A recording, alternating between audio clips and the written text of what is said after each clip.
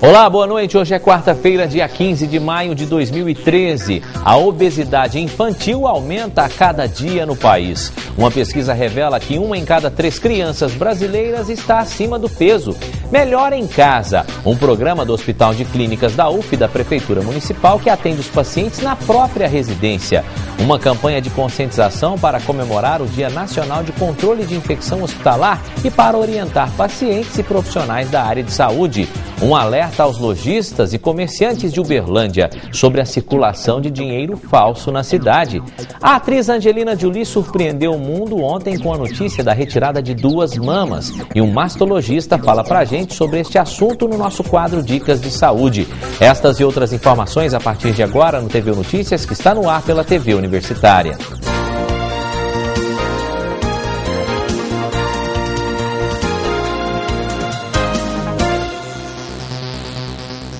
Hoje é comemorado o Dia Nacional de Controle de Infecção Hospitalar e para orientar pacientes e profissionais, o Hospital de Clínicas da Universidade Federal de Uberlândia realizou uma campanha de conscientização. A ação aconteceu nos corredores do Hospital de Clínicas da UFO. Pacientes, acompanhantes e profissionais receberam orientações sobre higienização, limpeza das mãos e como evitar a infecção hospitalar. A gente trabalhando campanhas educativas com as equipes de saúde e com os visitantes, os acompanhantes dos pacientes internados, a gente vai tentar com isso educar, informar e com isso levar menos contaminação e bactérias para esses pacientes. Durante a abordagem, os participantes preencheram um teste sobre higienização e receberam folhetos e brindes. Marcos é funcionário do hospital há 5 anos e trabalha no setor administrativo. Para ele, todos devem ser orientados e ter consciência sobre cuidados com a saúde dos pacientes. Em toda a área hospitalar, todo lugar que a gente tem contato com o paciente, é preciso ter os cuidados de higiene, porque a gente sempre tem contato e tem o risco de infecção, mesmo que seja menor. A atriz Angelina Jolie surpreendeu o mundo ontem com a notícia de uma mastectomia dupla preventiva. Ou seja, ela retirou os 2 seios ao ficar sabendo que tem um gene que a tornava extremamente propensa ao câncer de mama. Para falar sobre esta atitude, sobre este assunto, eu vou conversar agora com o Dr. Paulo Henrique de Souza, que é mastologista. Dr. Paulo Henrique, muito obrigado pela presença.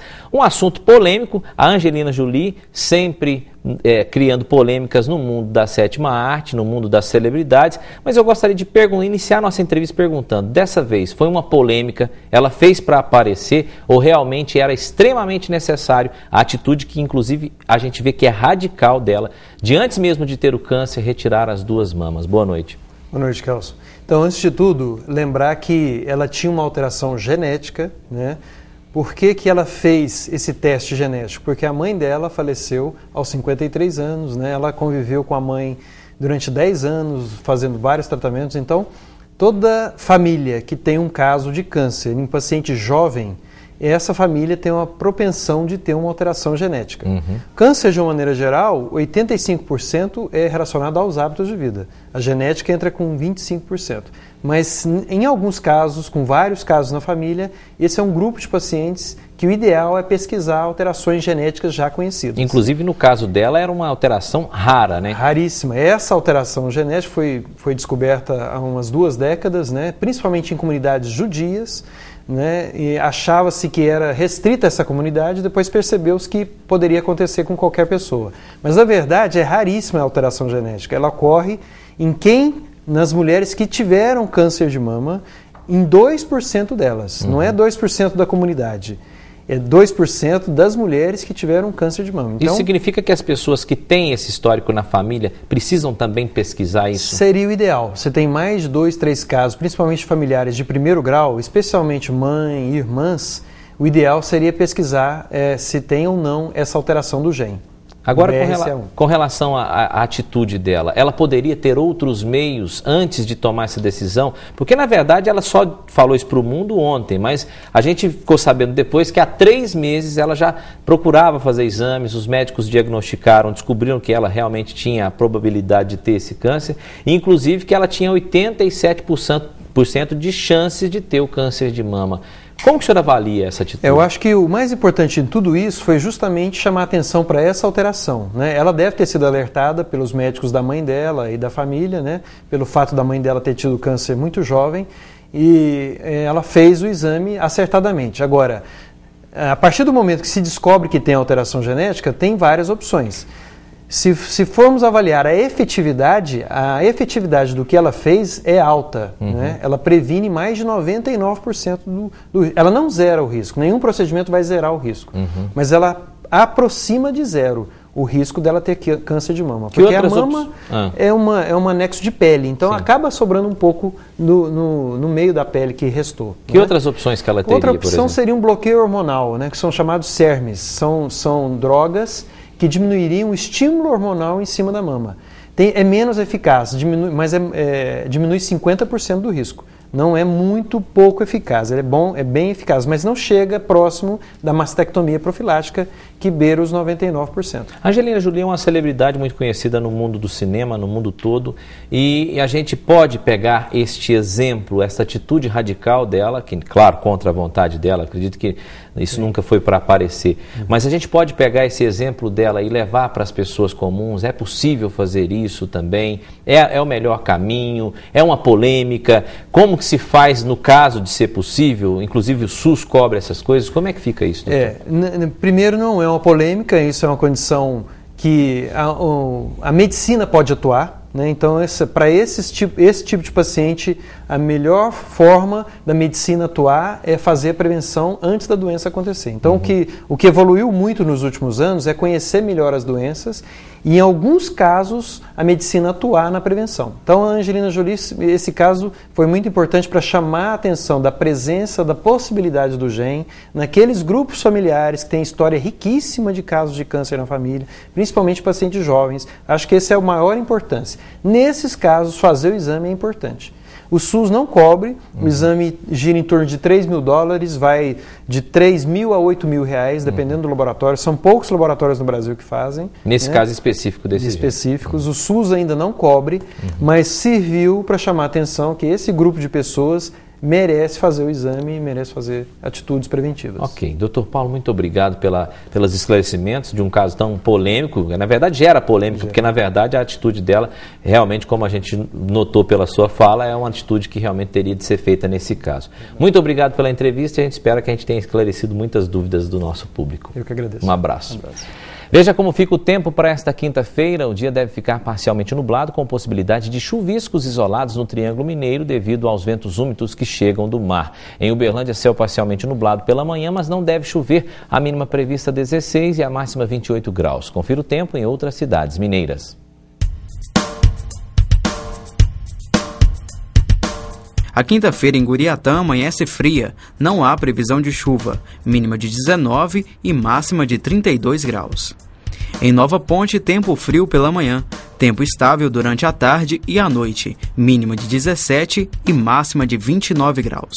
Em Patrocínio, céu parcialmente nublado, a temperatura varia entre 16 e 28 graus.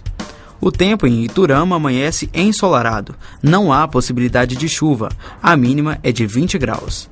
E daqui a pouco tem os detalhes do programa Melhor em Casa, que atende pacientes na própria residência. A gente volta já.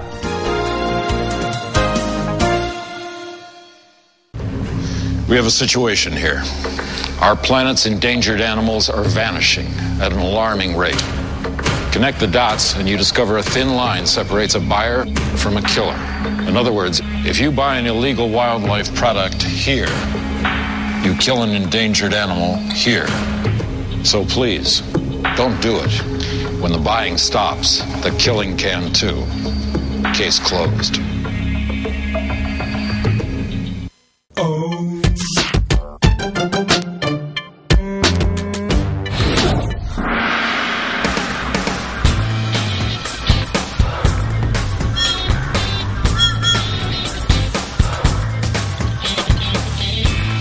Só é motorista quem é habilitado. O curso técnico em análises clínicas da UFO habilita profissionais para atuar em diversos ambientes de trabalho, como hospitais públicos e privados, e laboratórios de análises clínicas, com procedimentos como coleta e análises microbiológicas, morfológicas, químicas e físicas de fluidos e tecidos orgânicos. Seja um técnico de análises clínicas. Venha para a UFO. Com as drogas é sempre assim. No começo, tudo parece uma incrível viagem.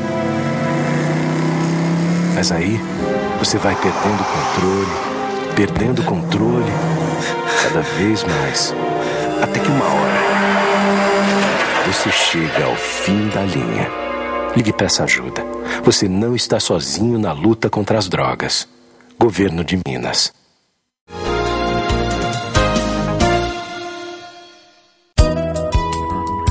A Faculdade de Arquitetura e Urbanismo e Design da Universidade Federal de Uberlândia divulgou o edital do programa de pós-graduação em mestrado acadêmico.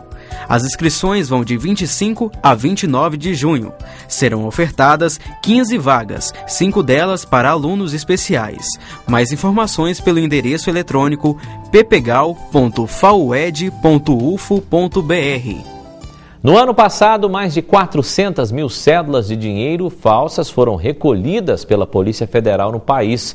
Com a aproximação de datas especiais como o Dia das Mães que passou e o Dia dos Namorados, a CDL de Uberlândia faz um alerta aos lojistas e comerciantes da cidade sobre a circulação de dinheiro falso.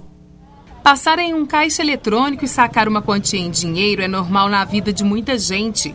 Um problema que preocupa a população e os comerciantes em geral são as cédulas falsas, emitidas até pela máquina eletrônica do banco. Pode ser que alguma cédula ela passe pela conferência do banco. Não é comum, são exceções, mas que eventualmente podem acontecer.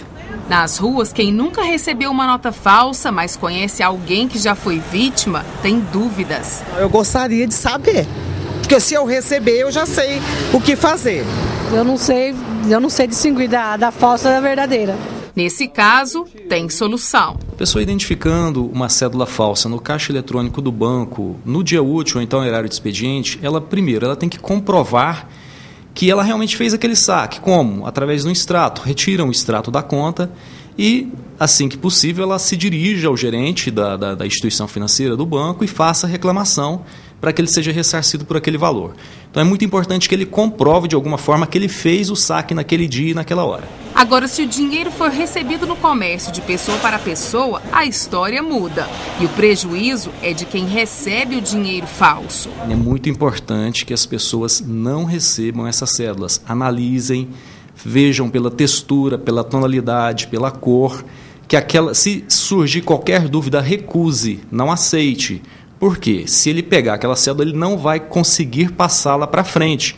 A instituição financeira, o banco também não vai devolver essa cédula para ele. Ela será recolhida ao Banco Central para análise e retenção se realmente ficar comprovado que é falsa. Só no ano passado foram recolhidas 498 mil cédulas falsas no Brasil, cerca de 150 mil no estado de São Paulo, 60 mil no Rio de Janeiro, 42 mil no Paraná e 48 mil em Minas Gerais. De acordo com dados do Banco Central, cerca de 17% dos brasileiros já receberam e repassaram notas falsas. A nota de R$50 é a mais falsificada pelos criminosos, mas não é a única distribuída no mercado. O banco ele vai encaminhar essa cédula para o Banco Central, fazer uma identificação e validando essa fraude, o banco ou o próprio Banco Central não vão repor essa nota ao comerciante, esse valor, né, ao comerciante. Uma vez em circulação no varejo, essas notas causam prejuízos aos lojistas. Mas é válido considerar também que a maioria dos brasileiros ativos economicamente e até mesmo lojistas têm dificuldades em identificar a nota falsa. Alguns mecanismos para ajudar a fazer a identificação do dinheiro falso existem. Basta um pouco de atenção. O Banco Central não recomenda a utilização de nenhum mecanismo adicional além da própria verificação. A pessoa entrou em dúvida, entre no site do Banco Central, bcb.gov.br. Ali estão todas as orientações, todas as dicas. para que a pessoa não fique em dúvida com relação à veracidade ou não daquela cédula. E agora nós vamos falar sobre um novo projeto da Prefeitura de Uberlândia e do Hospital de Clínicas da UFO. É uma iniciativa que dá assistência a pacientes da rede pública sem ter a necessidade de levá-los para o hospital. É o Melhor em Casa. Para falar sobre este projeto, eu converso agora com Laerte Honorato Borges Júnior, que é coordenador de atenção domiciliar do HC. Laerte, muito obrigado pela presença. Eu vou te perguntar uma coisa. A gente falou agora há pouco que é um projeto novo do governo federal, mas que, na verdade, é um projeto que, pelo menos semelhantemente, acontecia lá no Hospital de Clínicas. Você, inclusive, fazendo esse trabalho há muitos anos, que eu já te entrevistei, já era desenvolvido alguma coisa semelhante no hospital antes, né? Boa noite. Boa noite.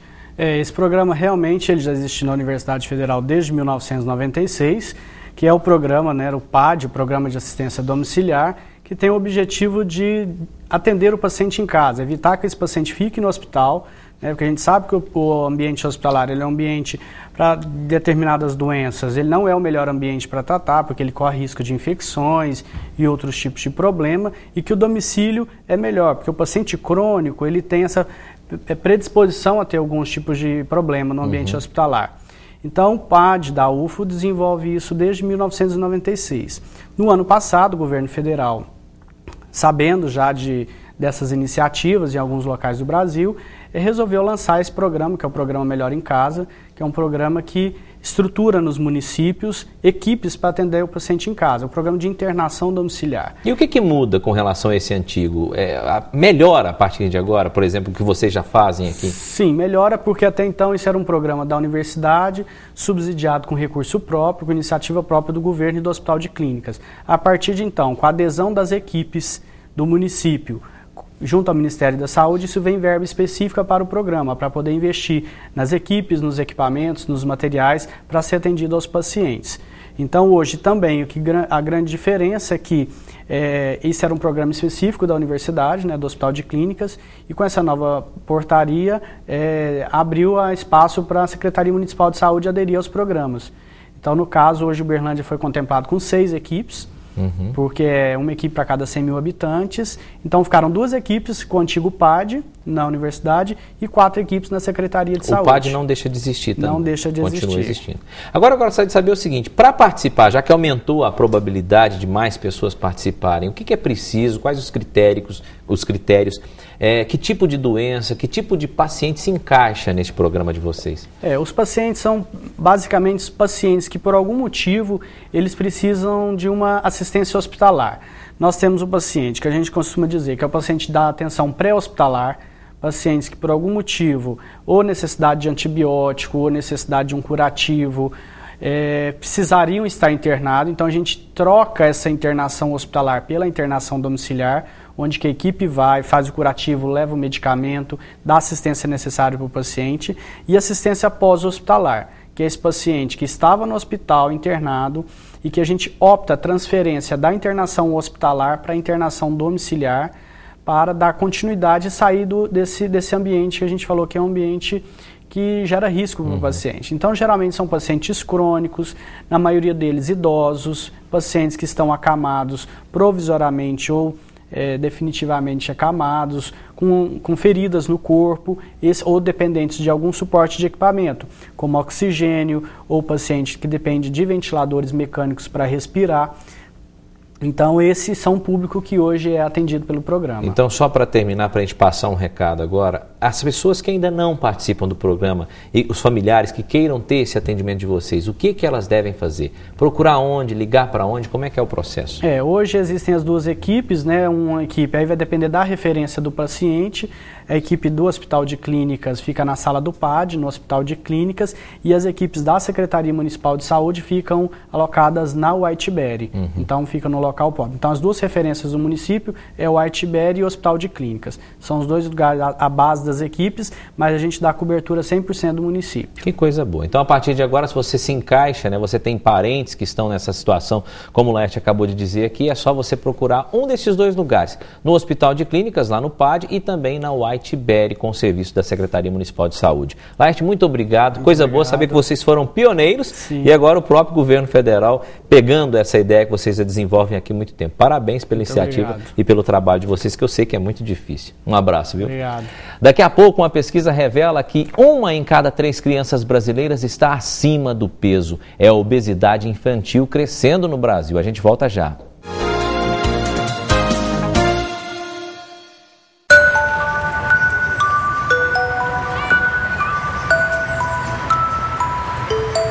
Não é apenas na certidão de nascimento que um pai faz falta.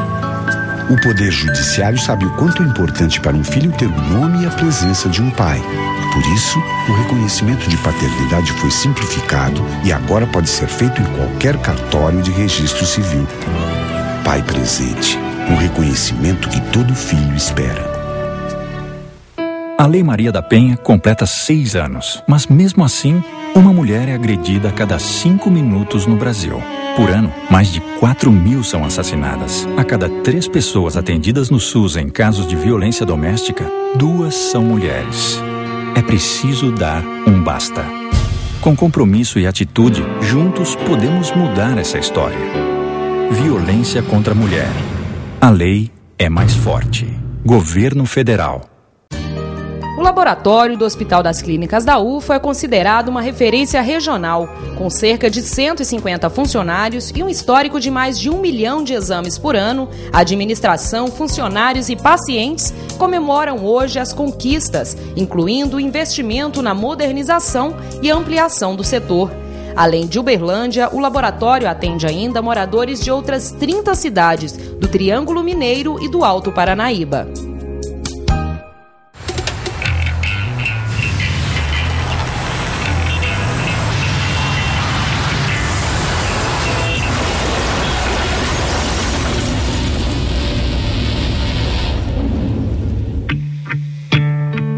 Conserto na oficina, 5 dias. Tempo de recuperação, 5 anos. A vida é mais frágil sobre 2 rodas. Moto, é preciso saber usar, é preciso respeitar. Ministério das Cidades, Governo Federal.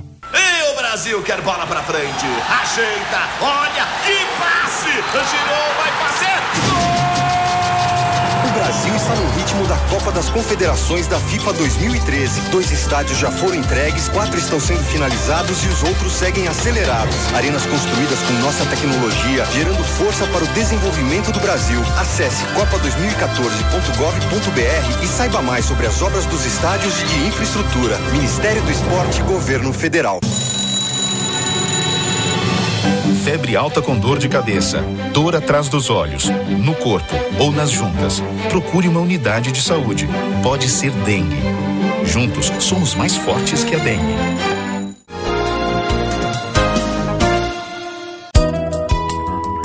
A Faculdade de Medicina e a Escola Técnica de Saúde da Universidade Federal de Uberlândia promovem mais uma edição do Fórum Mineiro de Enfermagem, que acontece de 24 a 28 de junho. As inscrições estão abertas com desconto especial na taxa para quem confirmar presença até o dia 15 de maio. Mais informações pelo site fme.famed.ufo.br. E daqui a pouco tem o programa Em Pauta e o tema desta noite é a luta antimanicomial. Quem tem os detalhes é a apresentadora Vanessa Pires. Olá, boa noite. Esta semana nós comemoramos o Dia da Luta Antimanicomial e este é o assunto do programa Em Pauta de hoje. Vamos conhecer qual é a realidade em Uberlândia e também como é o tratamento de pessoas com problemas mentais. Eu converso com Alexandre Correia, que é coordenador do setor de psiquiatria da Universidade Federal de Uberlândia. Converso também com Maria Tereza Pérez, que é coordenadora do Programa Municipal de Ações da Saúde Mental, e Mauro Moraes, que é enfermeiro e responsável pela Clínica Jesus de Nazaré. O programa Em Pauta vai ao ar logo mais às 10 horas da noite. Muito obrigado, Vanessa. E quem pensa que obesidade é assunto só para adultos se engana. Uma pesquisa recente, divulgada pelo Ministério da Saúde, revela que 1 em cada 3 crianças brasileiras está acima do peso. Os dados assustam os especialistas, pois o Brasil já está se equiparando aos Estados Unidos, o país de maior número de obesos do mundo.